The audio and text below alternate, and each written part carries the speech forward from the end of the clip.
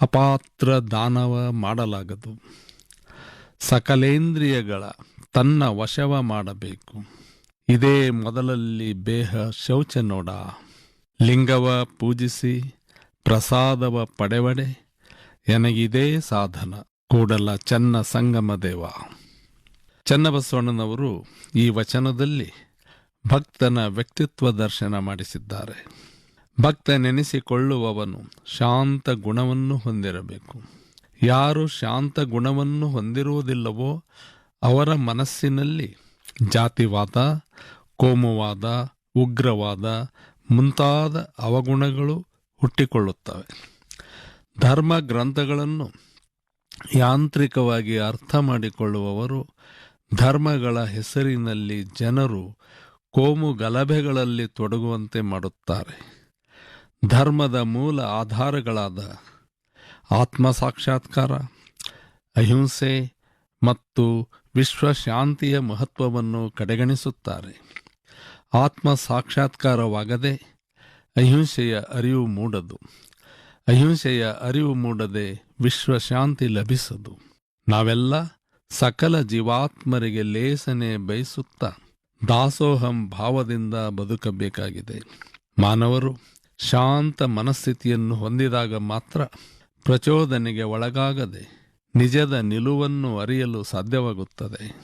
ಇಂಥ ಶಾಂತ ಸ್ವಭಾವದ ಭಕ್ತ ಸತ್ಯವಂತನಾಗಿರಬೇಕು.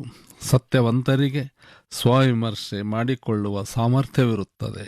ತಮ್ಮನ್ನು ತಾವು ತಿದ್ದಿಕೊಳ್ಳುವವರು ಸಮಾಜಕ್ಕೆ ತಮ್ಮಿಂದ ಯಾವುದೇ ರೀತಿಯಲ್ಲಿ ಹಾನಿಯಾಗಬಾರದು ಎಂಬ ಎಚ್ಚರಿಕೆ ವಹಿಸುವರು. ಇಂಥ ಸಂವೇದನಾಶೀಲ ಭಕ್ತರು ಜನಸಮುದಾಯಕ್ಕೆ ಒಳ್ಳೆಯದಾಗುವಂಥ ಮಾತುಗಳನ್ನಾಡಬೇಕು ಎಂದು ಚನ್ನಬಸವಣ್ಣನವರು ತಿಳಿಸಿದ್ದಾರೆ. ಸನ್ಮಾರ್ಗವನ್ನು ತೋರಿಸುವ ಗುರುವಿಗೆ, ಸರ್ವಸಮತ್ವವನ್ನು ಸಾರುವ ಲಿಂಗತತ್ವಕ್ಕೆ ಮತ್ತು ಲೋಕವೇ ತಾವಾಗಿ ಲಿಂಗತತ್ವವನ್ನು ಸಾರುವ ಜಂಗಮರಿಗೆ ನಿಂದಿಸಬಾರದು. ಯಾರು ಸಕಲ ಜೀವಾತ್ಮರಲ್ಲಿ ತಮ್ಮನ್ನೇ ಕಾಣುವರೋ ಅವರು ಸಹಜವಾಗಿಯೇ ವಿಶ್ವಮಾನವರಾಗುತ್ತಾರೆ. ಒಬ್ಬ ವ್ಯಕ್ತಿಯ ಜಾತಿ, ಧರ್ಮ, ದೇಶ ಮತ್ತು ಭಾಷೆಗಳು ಅವರಿಗೆ ಮುಖ್ಯವಾಗುವುದಿಲ್ಲ. ಅಷ್ಟೇ ಅಲ್ಲದೆ ಸಕಲ ಪಶು ಪಕ್ಷಿಗಳು ಮತ್ತು ಕ್ರಿಮಿ ಕೀಟಗಳು ಕೂಡ ಜೀವಾತ್ಮರೆಂದೇ ಭಾವಿಸಿ ಅವುಗಳಿಗೆ ಲೆಸನ್ನು ಬಯಸಬೇಕು. ಇಂಥ ಉದಾತ್ತ ಮಾನವರು ಯಾರಿಗೂ ತೊಂದರೆಯಾಗದಂತೆ ಬದುಕುತ್ತಾರೆ. ಜ್ಞಾನ, ನೈತಿಕತೆ ಮತ್ತು ಸಮತಾ ಸಮಾಜಕ್ಕಾಗಿ ಭಕ್ತನಾದವನು ಸದಾ ಪ್ರಯತ್ನಿಸುತ್ತಿರಬೇಕು.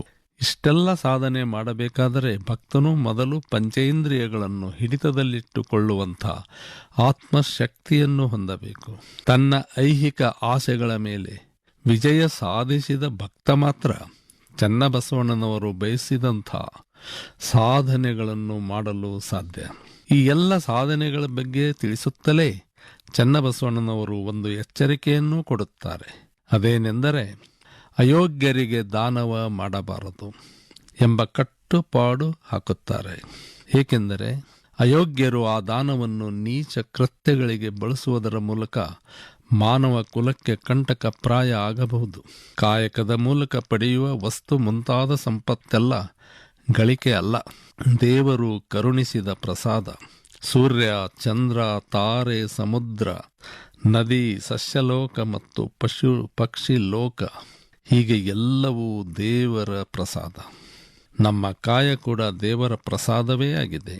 ಚನ್ನಬಸವಣ್ಣನವರು ತಿಳಿಸಿದ 8 ಅಂಶಗಳನ್ನು ಮಾನವರು ಅಳವಡಿಸಿಕೊಂಡರೆ ಸುಂದರ ಸಮಾಜದ ನಿರ್ಮಾಣವಾಗುವುದು.